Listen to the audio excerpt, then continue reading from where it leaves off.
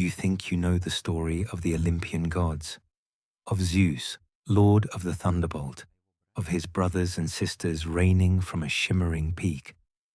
But that is merely the finale, the beautiful cover of a book written in blood and betrayal.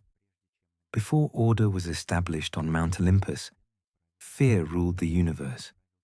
It was ruled by a tyrant who did the unthinkable, a father who devoured his own children to cheat a gruesome prophecy. This is not a story of glorious victory. It is the story of how hope, born of deception, became a brutal war. A war where brother fought brother and son fought father. We will show you what the myths leave out. How the gods began not as all-powerful rulers, but as a handful of partisans waging war from the shadows.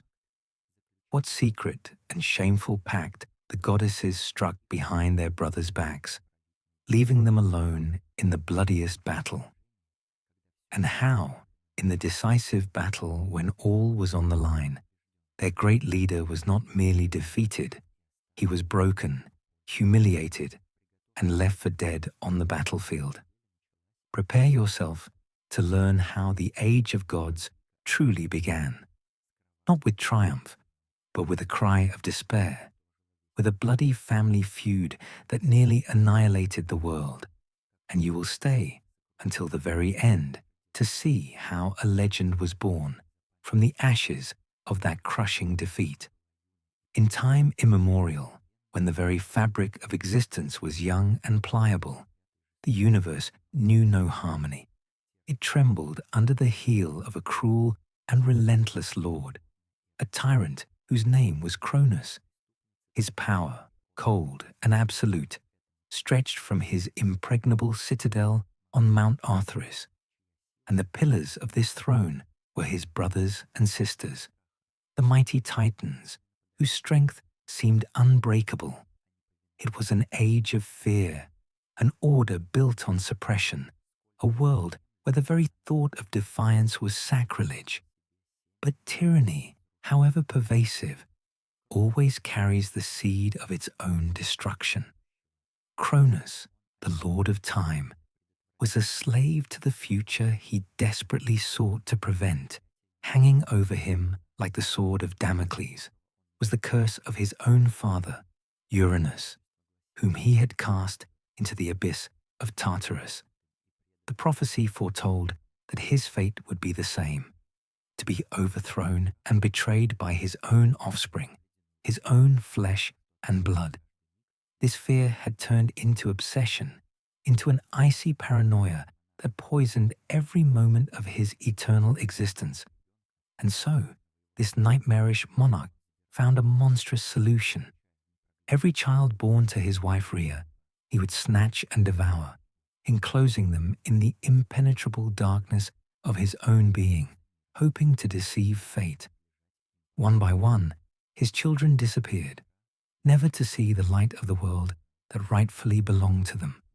Hestia, Demeter, Hera, Hades, Poseidon, all became prisoners of their father's horror.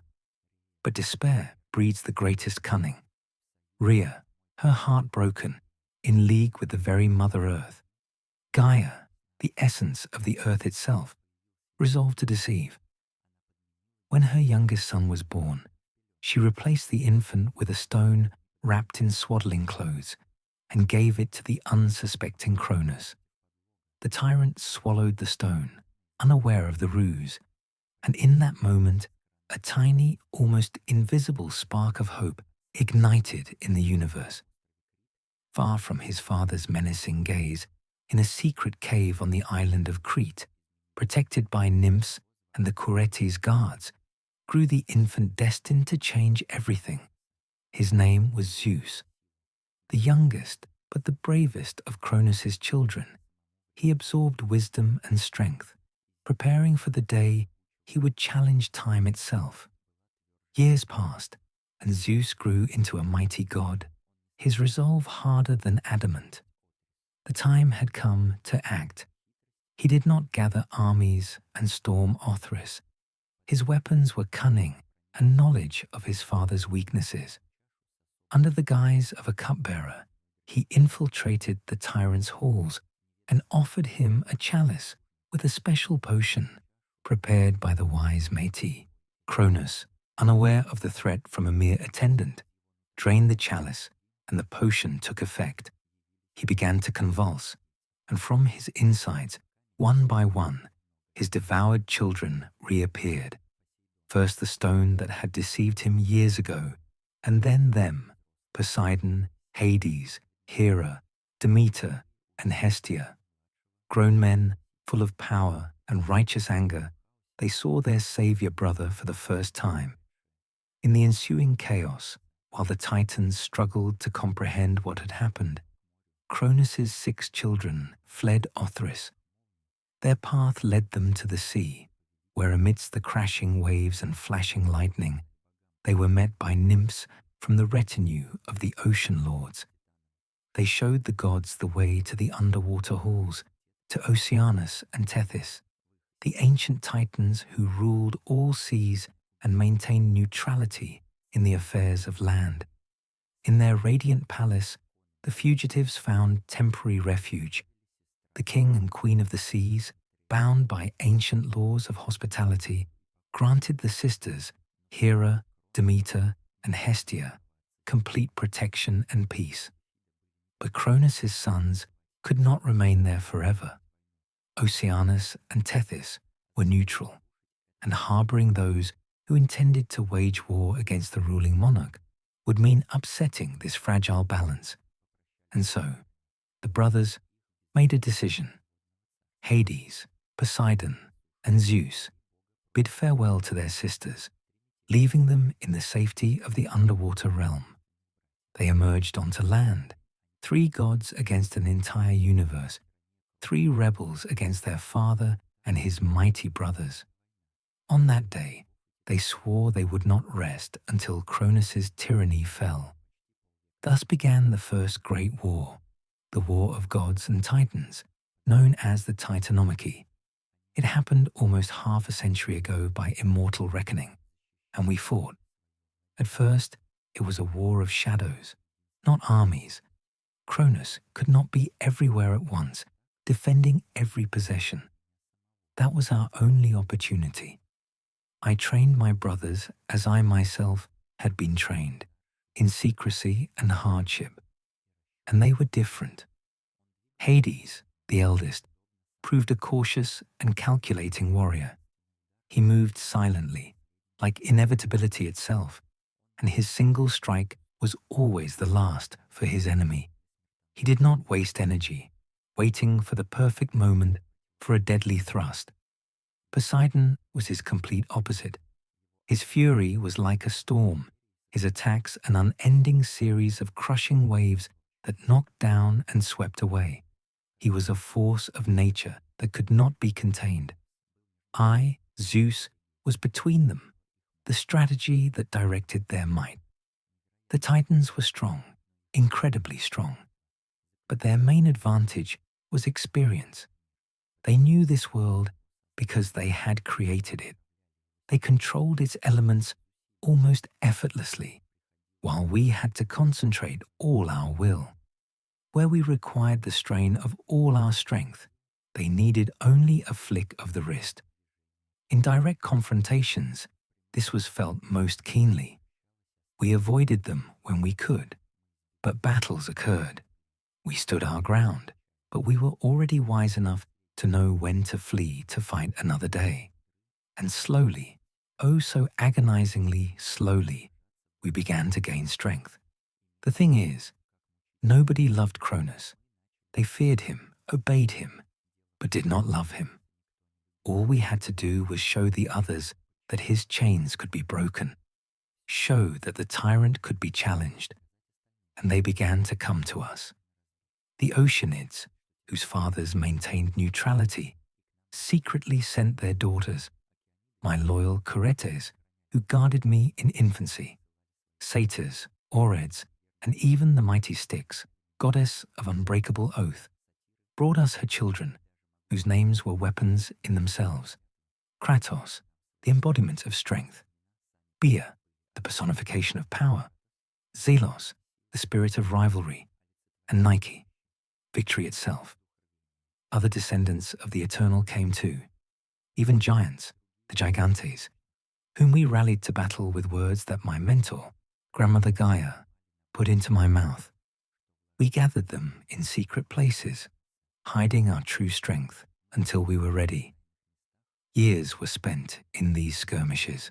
We crossed blades with all the mighty Titans, with Iapetus, their chief general, and Cronus's right hand, with the radiant Hyperion, lord of light, with Coeus and Creus, my formidable uncles. We fought their children, the sluggish Epimetheus and the swift Prometheus, with Pallas, Perses, Menoetius, Atlas, all of them titans of war, forged in eternity. And of course, looming over them all was the main threat, Atlas, son of Iapetus, perhaps the most skilled and therefore the most dangerous of them all. But we grew. We grew in strength, in experience, in numbers, and soon our small pebble, tossed into the still waters of tyranny, became a crushing avalanche. They had numerical superiority. Their weapons were better, but they did not anticipate our next move. After 4 years of guerrilla warfare, we were ready to raise our banner. I found this place in a dream, and then in reality. When I first set foot on its summit, I was astonished. It had always been here. Many times, turning into an eagle, I soared over these slopes, but I did not see its true purpose. Now I descended, and here it was, our new citadel, our impregnable bastion, my first true home, Mount Olympus. I walked its peaks in my true form, and across the plains of Thessaly, I could see my father's very abode, Mount Arthurus. Once there were many hills and rocks between our domains, but our war had turned this beautiful place into a churning swamp of mud and stone. The mountains we threw at each other had leveled the landscape. Now, only a flat, featureless plain lay between us, and here, on Olympus, we raised our banner. I commanded the stone to obey, the ore to become armor, the thorns to transform into walls. It was not a palace of splendor and power, but a castle for war, a harsh place from which we would launch our raids. And Iapetus, my father's general, led the Titan armies to destroy us, to wipe us from the face of the earth to the last. They climbed the slopes, those accustomed to treading only the earth. Those who could walk the sky descended from above. But we were ready. All my training, all my experience, all the fury of my brothers and their skill, it all rained down on them. We unleashed our full might upon them. The giants, whom we had secretly trained in the shadows, were our trump card. They emerged from hiding and began to hurl blazing boulders down the mountainside, sweeping away entire columns of attackers. We filled the sky with clouds of arrows, and those of us who could ride the clouds carried the enemy's fury from above. Their audacious assault presumed an easy victory, but they met a wall. Iapetus was strong, but he was like a bull charging head first. Cronus's legions faltered and fled from our fury. Their generals and heroes could not hold them, could not withstand the combined fire of our forces. They were forced to retreat. We had a home, a beacon of resistance to the tyrant. We shattered his army so badly that they never dared approach Olympus again. From a tiny rebel squad, we had become a party to open war. And yet, they were far more numerous. We were forced to leave the giants on Olympus for its defense, and we ourselves continued the tactics of raids and skirmishes, avoiding general engagement. Time flows differently for us immortals. Years passed, decades. Both sides despised each other, considered each other an existential threat. but we also understood the universe on a deeper level.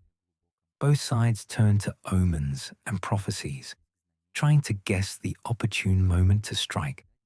It turned into a game of seers and oracles, which limited major battles to rare moments that both sides considered favorable. But minor skirmishes were inevitable because we sought them out. We constantly pressured them, annoyed them, outmaneuvered them tactically at almost every turn. We were like a thorn that constantly bothers but cannot be removed. Many times I tried to stage a coup, to destroy the myth of Cronus's invincibility, to destroy the fear in the hearts of his subjects. Many times my brothers, Hades and Poseidon, and I performed deeds worthy of songs and legends. There was no Titan left with whom we did not cross swords, except the king himself, of course. But the time for raids and ambushes was coming to an end. An entire era had passed. It seems my entire memory is but a sequence of extinguishings and destructions, chases, escapes, hiding places, cold-blooded murder on a moonlit night, and hot slaughter under the blazing sun. Grandmother Gaia groans under our marching armies. She is wounded by every clash. She is desecrated and burned by the vile creatures that Cronus begets to replenish his ranks. He takes foul entities from his imagination and, using his power over time, releases them into the world already fully formed, voracious, distorted, and evil. They sow chaos among my warriors if we are unlucky enough to encounter them. But now, we must face them openly. This cannot continue. One way or another, this must end. The father has not once entered the battlefield. Does he fear me? I am Gaia, and my son, Cronus, is powerful. He wields the weapon I forged for him myself, the sickle. He is a force of nature, lord of time itself, the most powerful of the Titans, and I have pitted his own son against him. Zeus, the golden child. I gave him refuge and taught him. He has everything he needs to wage this war, if only he can endure, find greatness within himself. But his strength is still not enough to truly defeat. Not yet. I support him with legions of warriors that I provide him, phalanxes of curetes, spirits of war. I whisper in the dreams of my mighty giants, and despite all the king's threats, I keep them on Zeus's side, loyal to his cause, to his authority. For in him, I am trying to change the course of the universe itself, to break the vicious cycle. His father, Cronus, is a terror, a tyrant, just as his father, my husband Uranus, was before him. I tried to instill virtue in Zeus. I taught him that love is creation and cruelty is ugliness, that restraint deserves respect and wisdom, admiration. But did I make him too kind? Wishing to broaden his heart, did I make him vulnerable to a trial that would crush him from within? Such a burden we have all placed upon his shoulders, enough to break a god thrice his age, to stand against the Lord of stars, seas, and earth, the ruler of the universe, Cronus. But Zeus grows in his majesty with each passing day. His followers flourish despite the hunt. More and more warriors flock to his banners. But will it ever be enough? For the Titans are mightier than any nymph, nereid, oceanid, or created spirit. The war rages. I'm torn apart. I can barely hold on as they clash in battles. Pain, suffering, agonizing torment from every blow to my body. And yet, if he can endure it, so can I. And I have saved another gift, a final one. I must have leverage over the future king. I must influence his path. So I will wait. Wait until he is at his lowest, when he realizes the depth of his need for the true strength he will require. Then I will come, but only then. I must make Zeus indebted to me. I am Hera, and I have walked these halls For a long time. I have waited a long time. All the while the fate of the universe was decided. My sisters, Hestia and Demeter, and I were guests at the court of the king and queen of the seas, Oceanus and Tethys, safe, but useless, unable to help. I go to the wells of mirrors, where all can be seen. Gazing into their smooth surface, I see the individual threads of my being reflected in them. Memories, dreams, and nightmares all appear before me, harsh but true. The years spent in our father Cronus's womb, the endless sea of darkness within him, the inability to speak, move, see, hear, exile to Tartarus would have been a more merciful fate. And yet, we all waited and grew, always waiting, never acting. I feel my chest tighten, my blood pound in my ears with frustration that has no outlet. For we must stand aside. We must be above this. It was decided so. I look into the mirrors around me, searching for that particular memory. It is dark, but vivid. As I approach the mirror, I see the waves of the sea, how we emerged from the surf, I and my sisters, and on the shore stood they, statues of alabaster, beautiful and terrible, the Titanides, Phoebe, Thea, Themis, Mnemosyne, Selene, Lato, Eos. Only our mother Rhea was missing. 100 Nereids and nymphs in our retinue. We walked towards them. Metis was their leader at that time. She met us with cold eyes and pursed lips. Each of them was like a mask of white stone, revealing not a hint of their intentions. And we knew that if they struck, if this was a trap, our retinue's size would not matter. They would destroy us all. And yet, as the mirrors show, through the vision of a third party, my sisters and I looked no less powerful, no less graceful. The negotiations were respectful. We exchanged only words. Meti led the conversation. Daughters of Cronus, we welcome you to this place. Our promise of safe passage in strength. We will speak not as enemies, but as beings who hold the very future of existence in their palms. I nodded. Hestia and Demeter glared at them. We remained silent. The war cannot escalate. Already Mother Gaia, the very earth upon which we stand, is trembling. The battles of our brothers and yours cannot expand, or Mother may not endure. Then perhaps you should recall your husbands and sons. You should inform Cronus of this and tell him to cease this war. You, of all people, who have personally known the king's wrath and malice, should know better. Cronus does not listen to our advice. Then what exactly are you asking? For us to surrender? For us to beg our brothers to capitulate to the tyrant, so that we all return to the king's womb, and you can enjoy peace? Not quite. We see your strength. We know your scale, your might. We are not our husbands or sons. We do not dismiss you, nor do we underestimate the danger you pose if you unleash your wrath in this war. Then why are we here? Sisters in strength, we would like to make an agreement with you. A simple one, but one that, once made, cannot be broken. Then speak. We would like you to remain aside. We know that Zeus is raising his banners on Olympus.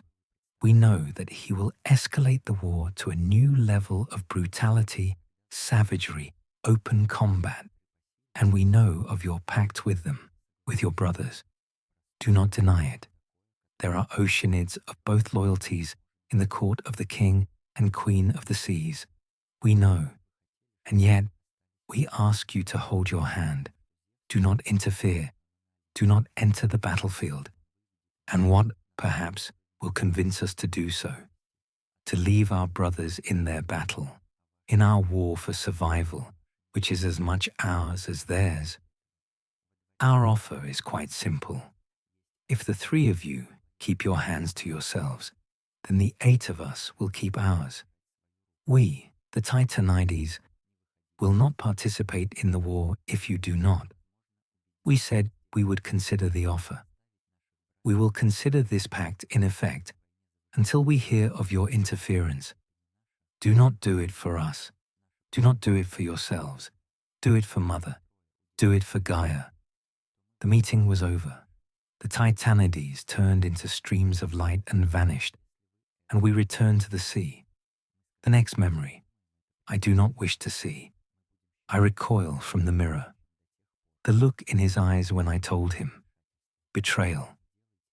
But he saw the sense, understood that it was for the best, the only right path that could be chosen. For the 3 of us did not outweigh the 8 of them. He had the better part of the deal, as his smile and words said. But the smile did not reach his eyes. I will never forget that, and it hurts to remember, because that day, for the first time, I saw Zeus for who he was. A young man, almost a boy, the weight of the entire universe on his shoulders, and I, failed him. But we adhered to the pact in all the years that followed, and, as we were told, so did the Titanides. And so we wait, waiting eternally, hating every second of it. We watch for any sign of breach and wait. But that is not why I came to this place today. I came to bear witness, the first true battle against the king's armies. For our brothers are bringing their own forces out of Mount Olympus today. The plains of Thessaly will be scorched and blasted, will be twisted and distorted, will be soaked in blood. I approach the largest pool, the deepest well in the room, and I see what is happening, not in the past, but in the present. I look at my golden younger brother, the beautiful Zeus, with a lump in my throat. I bear witness to the gods lining up against the Titans on the fields of Thessaly.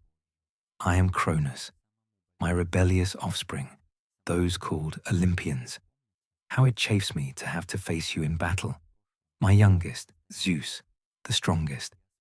I see in his mannerisms my parents. I crave most to grapple with him, to unleash my sickle and end this rebellion, this mockery, with a single crushing blow, one that will separate his head from his neck. And yet, to do so would be to grant them too much honor. To fight him would be to acknowledge him as a worthy opponent, a true contender for my kingdom. And he, none of them, is worthy. None. And yet, the last whisper of my father, Uranus, it haunts me. The prophecy I tried to prevent, that my own reign would end as it began. Father destroyed by his own flesh, his offspring, his son. Is Zeus mocking me? Did he ever fear me as I feared Uranus? Does my image haunt his dreams? Does he wake up covered in sweat, slowly rocking himself to return to reality, unsure, perhaps, that I stand over his body, despite the evidence of his own eyes, which have sharply surveyed his surroundings? Does he hide this from his brothers, those who are imprisoned within my own body?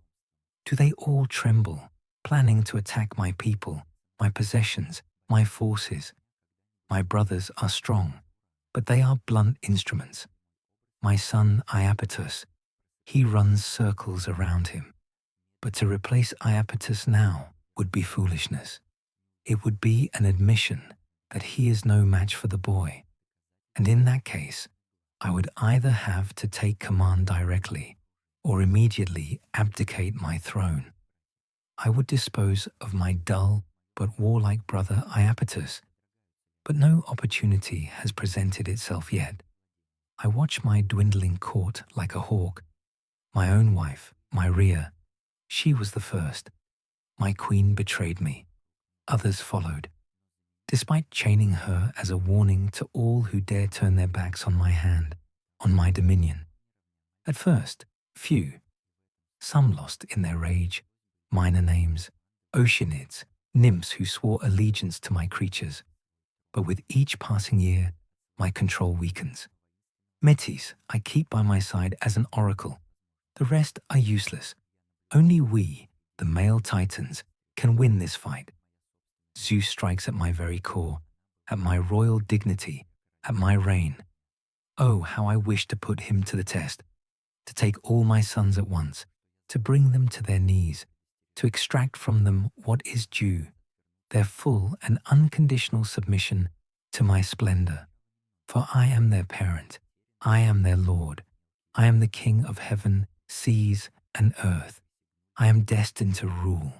I took this throne, I took it, and I will hold it. Curse the prophecy. Uranus was always vindictive. His curse I will tear from my ears with the pleas of my enemies. Come, my sons, impress me, especially you, my youngest son, my boy. Come to me, Zeus. Destroy Iapetus if you can. Earn our clash. Earn your spurs. I am replenishing my ranks with unspeakable horrors. Gorgons I forge from the hatred I harbor. The earth I contort into elementals of my wrath. I will have him. But first, I send word to my brother Oceanus. He was never a bystander. He was a coward. He did absolutely nothing when we moved against Uranus. Nothing. And now he harbors vipers, gives shelter to our enemy. And I would punish him, remind him of his decisions. Neutrality is not an eternal option, but merely a temporary evasion. I will remind him of this. I am Prometheus. The war I can barely believe. Lines have been drawn, but so many have crossed to his side, and so quickly. The primordials have for the most part stayed aside. Their children are a different story. For Zeus and his brothers have gained allies in the most unexpected places. Thanatos was expected, that could be understood. But Styx, the wife of the Titan Pallas herself, she took her brood and defected to the enemy. Zelos, which is rivalry, Kratos, which is strength, Gaia, which is power and terror, and Nike, which is victory. As long as their celestial might is on the side of the rebels, their chances grow, not only because of their reinforced armies, for in the early days, we Titans considered these beings a greater threat than Cronus's offspring, but because of how their nature affected reality. They imbued Zeus with attributes that strengthened his cause. Without Nike, would they have survived even a year? I doubt it. Her influence on reality constantly bolsters their chances. And Gaia and Kratos withstand even our greatest luminaries. Barely, but they held Metis and survived. But in time, we realized that it was these Olympians who possessed greater power. With each passing day, they gained the one thing they truly lacked: experience. Why don't others see this? I expected foolish, blind rage from Iapetus, my father. But others? Why don't they see that with every moment this continues, we are losing ground, new support, losing warriors? We, the Titans, are losing, and even now the king deigns not to join the battle. Not yet, but eventually he will. He will have no choice. Despite all the might arrayed against them, these upstarts are still standing. Coeus, Creus, Hyperion, Perses, Pallas, Menoetius, Atlas, myself, Prometheus, the Titans and their sons, we who ruled the universe for an eternity. Despite all our combined might, they evade us, have even pushed us back from their Mount Olympus. But now, they come out for open combat. They are arraying their army before our lines. No more hiding, and we will see who has the might, the righteousness of the cause, on an open field of war. Here, I am Iapetus. I am Cronus's sword. I am his vengeance. I am his general. For a long time I hunted these vagrants, these vermin. Like eels, they slipped through my fingers. Like snakes, they struck from the tall grass. And like worms, they fled again, burrowing underground, where, We know not. Without honor, they did not wish to stand and fight. When caught, they fought like cornered beasts. Their weapons were so weak, forged from inferior materials by inferior smiths. We cut through them with ease. There was almost no armor save for the simplest shields. But they were strong and fierce. They were fast, and they did not turn to fight. They fought only to escape when they broke ranks, when champions were overwhelmed by several of them, and Styx's children were among them, often Styx herself. We hunted her more seriously than these pups. Most battles, but there were few battles, too few. Omens do not matter. We forge our own destiny. I have heard them squeal under my blade more than once, only to be denied the pleasure when they sent the golden pup to hold me back. Zeus, I eagerly await bringing his head to my brother, the only one among us brave enough to strike Uranus.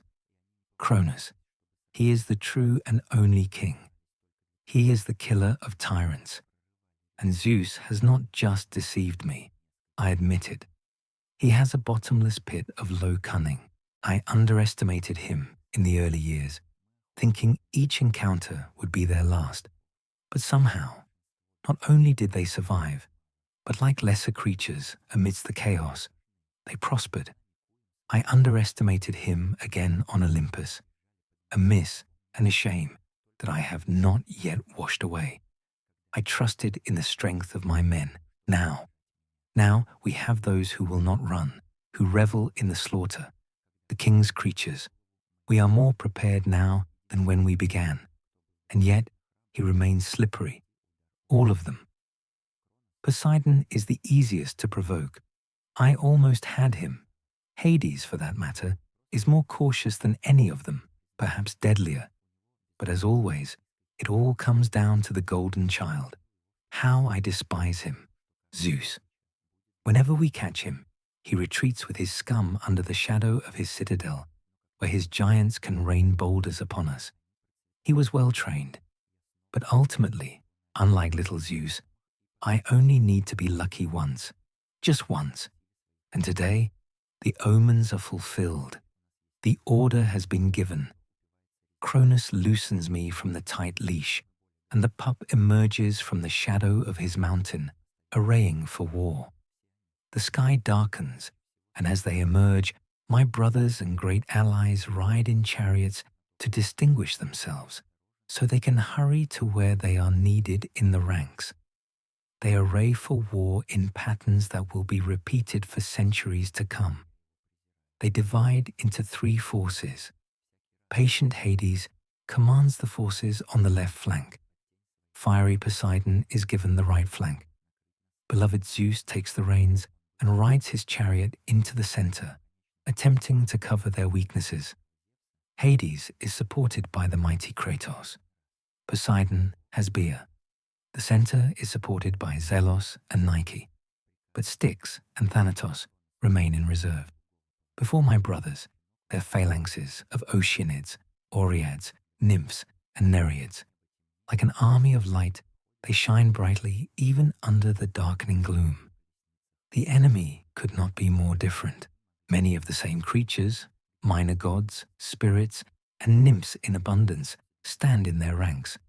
But among them are creatures of darkness, horrors conjured and then given form by Cronus.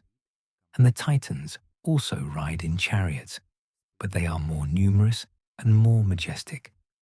Iapetus occupies the center, the vanguard. His brothers are scattered throughout their lines, ready to fight their heroes against ours. But again, they are more numerous. Zeus blows his trumpets. Their echoes reverberate through the valley. The Titans answer, and so many horns sound in return that it is a wonder the mountains do not collapse. Zeus heads for the place our king cannot afford to lose, the breeding ground of his horrors. Thus, both sides know the objective. The Olympians will head for their objective, and the Titans will head for them. For the Titans, This is the only chance to grapple with my nephews, who have been so cunning for so long. Both armies begin their march. It begins. Zeus has some skill, but he is doomed. His army is not so different from ours. Oceanids, nymphs, and Curetes. We have more of the former and our own combat resources, but he has not brought his giants onto the field. A clear lack of confidence from the boy.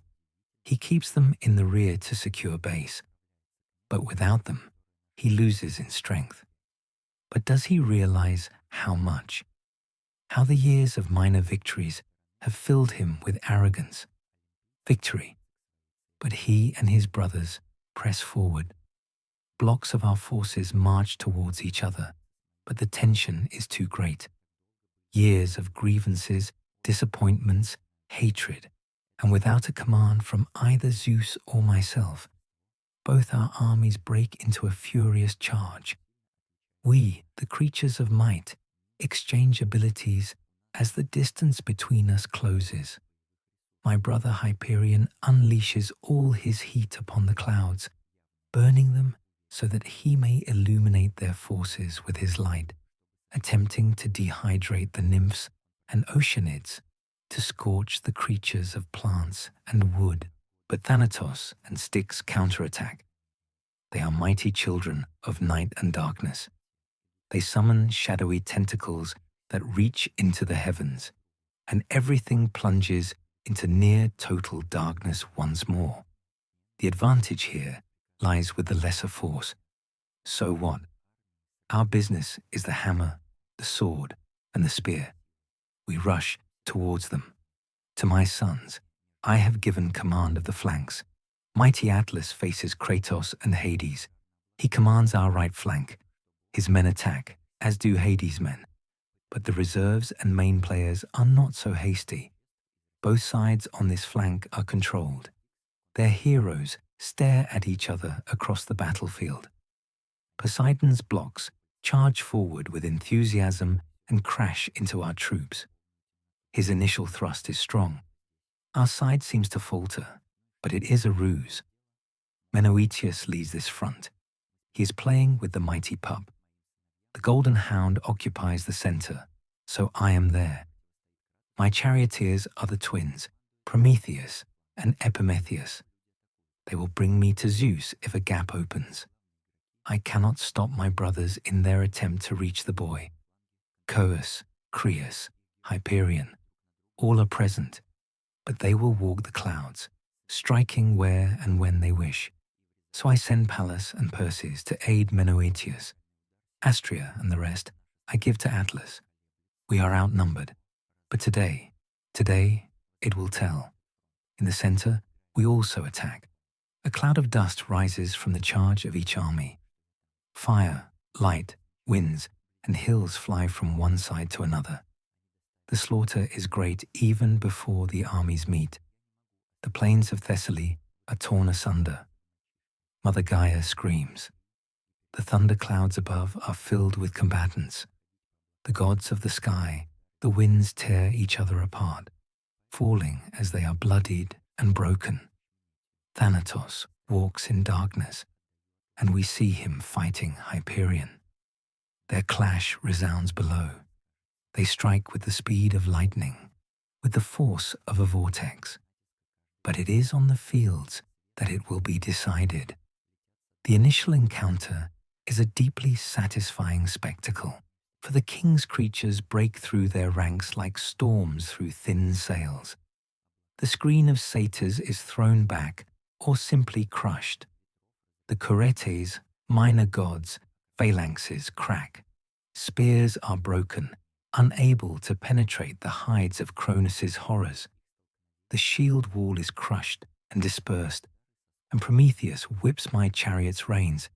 He has a passage, and I see where he is taking me, to the golden pup, to Zeus.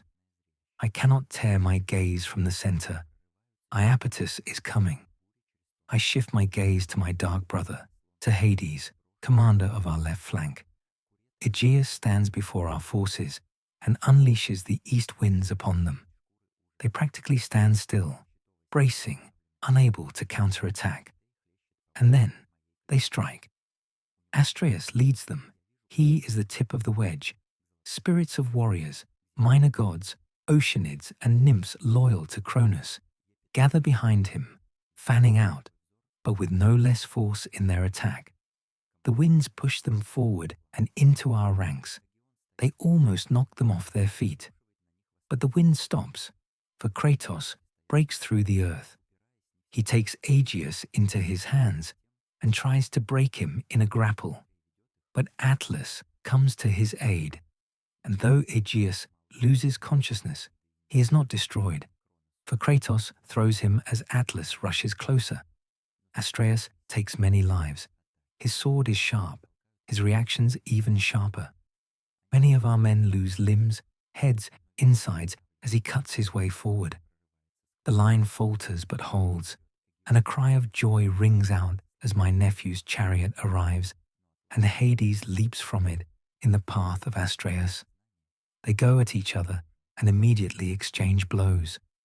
Showers of sparks flash in the darkness as they collide, but Hades disarms Astraeus, then strikes at his head, knocking off his helmet. If only his sword were sharper, Astraeus would be finished. Ringing in my ears, the Titan vanishes into his ranks. Their onslaught is weakened. Hades holds, even as Cronus descends from the heavens. I glance at the right flank, at my boisterous brother Poseidon. He is a force of nature. A wave of might emanates from him. Gaia, goddess of strength, stands beside him, guarding him. The two of them cut a bloody swath through the enemy ranks. Their forces barely keep up with them.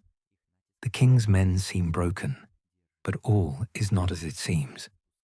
Cronus stands over them in the heavens, then dives at them.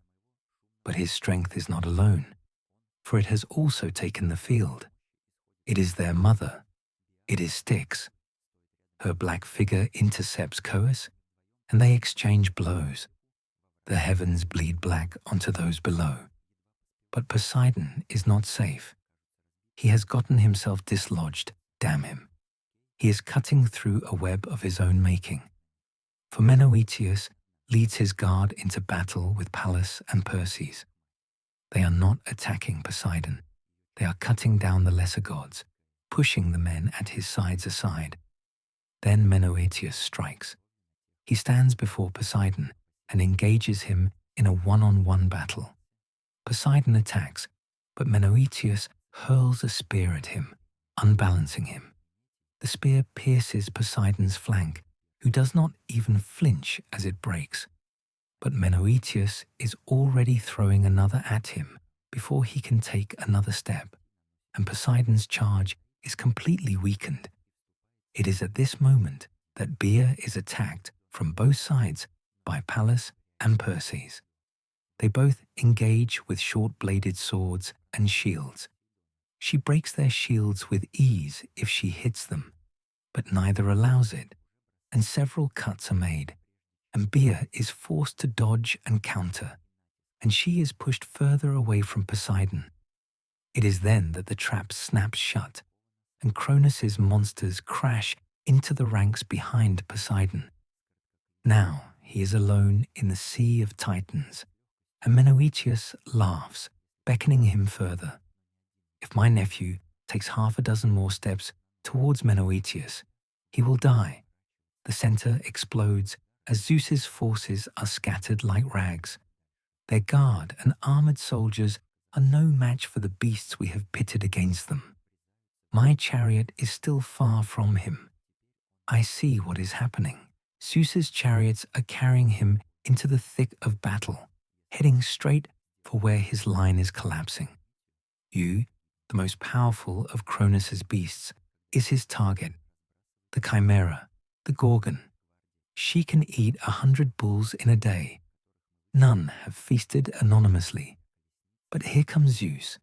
His chariots are excellent, perhaps on par with mine. About to ram the beast, he swerves at the last moment and finds himself to the side of it. Zeus's sword cuts Euc, the king's most prized pet. The beast roars, then stomps and charges them as if they were flies.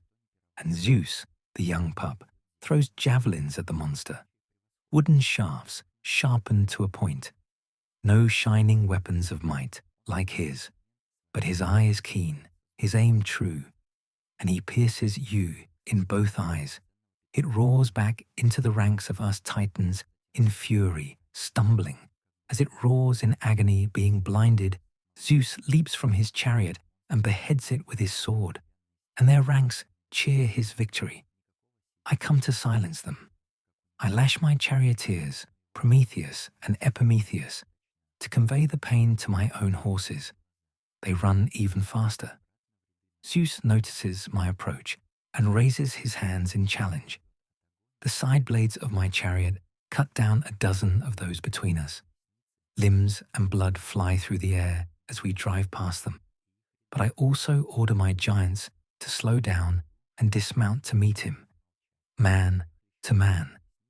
All the while, my two charioteers follow me in step behind, the source of his speed and seemingly blessed status. For Zeus also had his charioteers with him, Zelos and Nike. I almost ignore the boy and take her head, for she has directed her steps toward them. But it is not I who decide, but the charioteers, for Nike and Prometheus engage in combat, as do we, though it is only me and the boy Zeus. Once again, I see Hades and his flank. Kratos stands over Aegeus as Atlas comes to overpower him.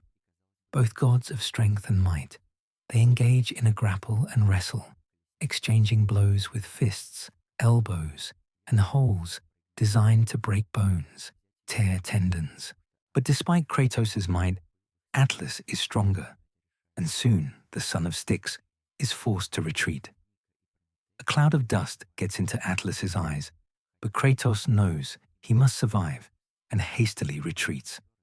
Cronus descends from the heavens, cloaked in glory. Hades stands below, gazing at the Titan of celestial constellations. Numerous sigils float in patterns designed to confuse and disorient Hades.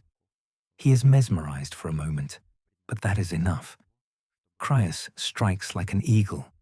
Cronus's blade emerges from Hades' body, blood red. Awakening from his stupor, Hades manages to block the next dozen attacks.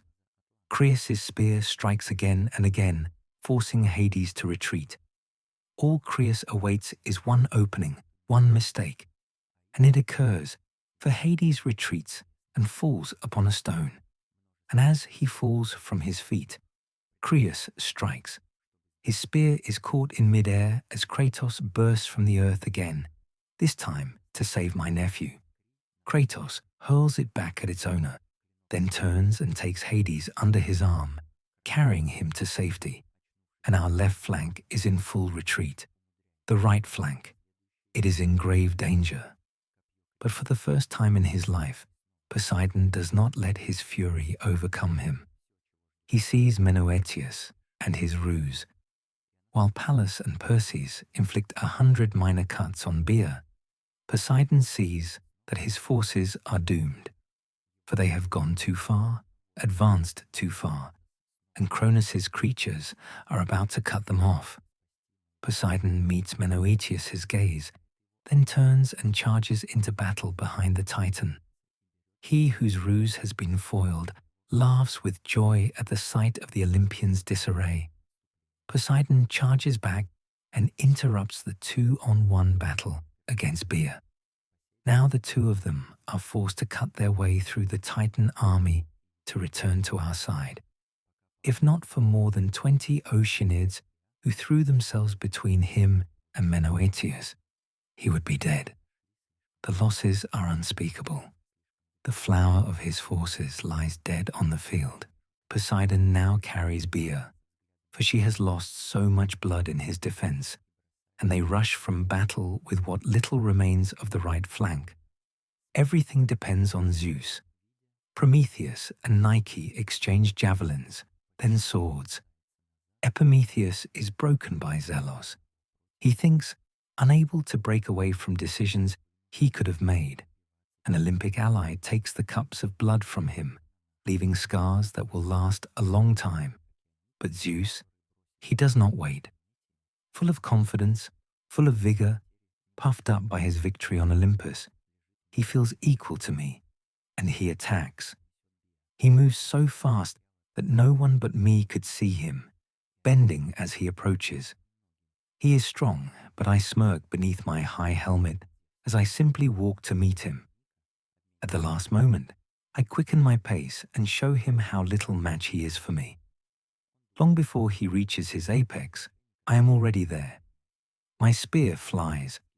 I catch it before he can block my sidestep, and he flies past me, rolling to avoid my strike at his back. He rises quickly, but I strike him with the tip of my spear. The first blood is mine. A wave of power comes to me, but I deconstruct its energy so that it passes over me like a light breeze. Fool. His brow is covered in sweat from the effort to summon what I have shattered with a mere thought. I lunge forward, striking 1,000 blows in an instant, searching for a weakness. He defends himself well, but he is no match for me. He attacks me with sword strikes from above, and I see my opportunity. He parries blow after blow, trying to close the distance, but cannot, and I catch his wrist, my spear passing right between the bones of his forearm. I yank the spear, twisting it, nearly splitting his wrist and arm in half. He drops his sword, of course, but he shifts his center of gravity. The falling sword is caught by his left hand, and he raises it just in time to deflect the blade of my own sword aimed at his neck. The force used by him was too great, and he can barely prevent penetration.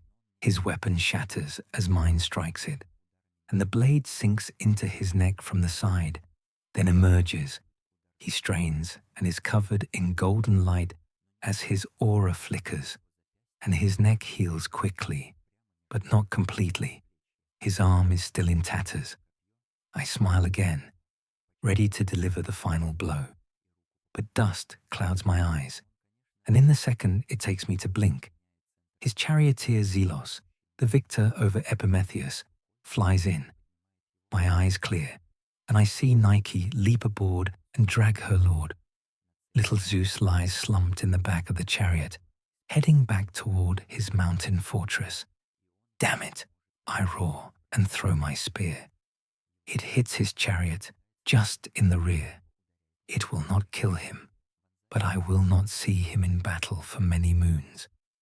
Nike snatches the reins from the trampled squire, ensuring all three remain aboard as she races toward the shadow of Mount Olympus, and their warriors follow them in complete disarray. And across the field, I see the same. The Olympians' lines are breaking and fleeing. The flank commanded by Hades retreats in good order. He sees the ebb and flow and knows when he is defeated. Poseidon's forces are bogged down. He advanced too quickly, and our monsters are running rampant in their ranks. Menoetius savagely punishes his army, as he punished the careless Poseidon. A retreat, but the tide of blood and gore here is higher than anywhere else. Maimed by Pallas and Perses, Poseidon hands Gaia over to Styx herself, turning to re-enter the fray. Styx restrains Poseidon, leading him also towards Olympus. They leave most of their men on the field, and finally, Poseidon is led from the battle, still screaming in rage at Menoetius. Under the shadow of Olympus, they retreat to lick their wounds, count their fallen, and all this under the roar of our army mocking them as they flee. An echo that, I know, will haunt them in the days of inaction between clashes. I am restored. I order my men to halt. We cannot follow them under the watch of the giants, but we have thoroughly trounced them today. I would not be surprised if tonight they lose more to desertion than today to death. For now, no one can argue. No one can deny the simple truth. Zeus, Hades, and Poseidon are nothing more than upstarts, nothing more than gnats that sting in the night. Against the king's armies, against the might of the Titans, they are nothing.